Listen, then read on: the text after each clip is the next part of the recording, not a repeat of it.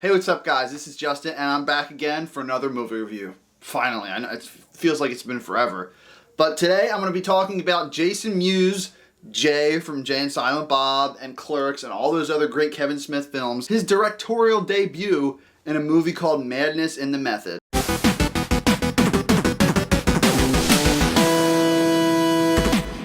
So Jason Mewes directs this film, and he also stars in it. He plays himself, respectively. And all these other actors and actresses that are in this film, they play themselves too. Jason Mewes, he's kind of tired of this living in Kevin Smith's shadow, which is understandable. I mean, he might feel like that in real life. He probably has no bad blood against Kevin, but he wants to do more different roles. He's only seen as the doofy stoner dude, and as he's getting into his later years, he wants to do stuff differently. He wants to do a serious drama film. He wants to break out or play like a villain in a horror movie. You get to see some of Jason Mewes' backstory in this, whether it's true or not. You definitely, from the beginning, start to feel for his character and the actor in real life. First off, I will say, this is a movie that's made for fans of Jay and Silent Bob, Clerks, the whole View Askew-universe that they've been doing, all of Kevin Smith's films. If you're not too big into Kevin Smith and you don't know who 2/3 of these guys are,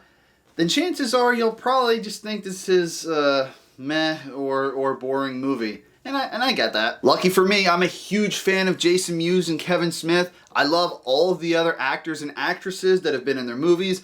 I've even been in one episode of Comic Book Men. In the background, you barely notice me. And at San Diego Comic-Con this year, I did meet Brian O'Halloran from Clerks, autographed my picture, my little poster, which was awesome. I got to talk to him about Jersey, all the filming locations, and it was great. And funny enough, Brian O'Halloran, Dante, is in this film. He plays this big chief director who has this up-and-coming film that he's been thinking about for years, and he's finally getting out there. And people are already starting to say that this is getting some Oscar buzz just from the script and casting rumors alone. Jason Mewes has a lot of friends in real life, and a lot of them are in this movie.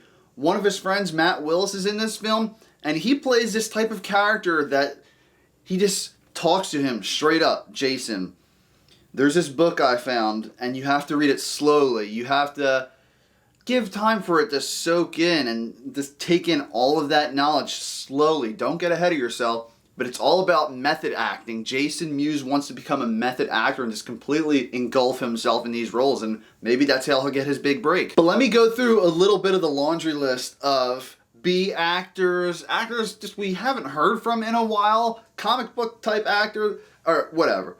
Okay, so we have Jason Mewes, obviously, Kevin Smith, Terry Hatcher, Matt Willis, Vinnie Jones, Danny Trejo, a certain actor where I'll leave that surprise up to you, but when you see it, you could almost cry because it's actually his last performance before he passed away.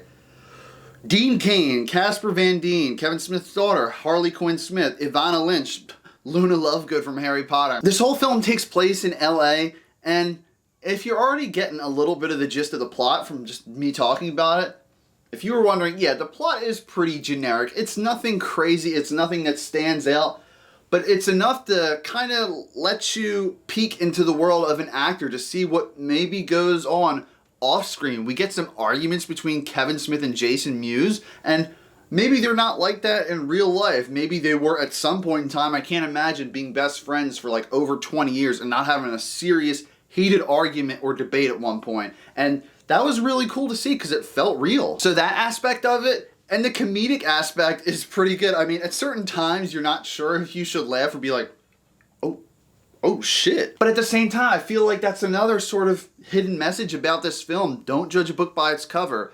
The whole thing with Jason Mewes is he's trying to be someone different in this film. He's not trying to be this doofy stoner anymore. Don't always think that even though these are goofy characters, they're not capable of doing some serious stuff. Regardless if you have that specific mental image embedded in your brain, that cartoony character or whoever they play in their movies or TV shows. It's definitely an indie film, you guys. This isn't a huge Hollywood blockbuster or anything like that. This is an indie film that someone took, and you can see at certain times it is a lower budget. I mean, there's one scene towards the end where they green screened Kevin Smith on there, and like, you can tell he wasn't there that day for filming, and you can also tell that he came back a little later on when he started to lose weight in real life. You're just like, he was bigger earlier on in the film.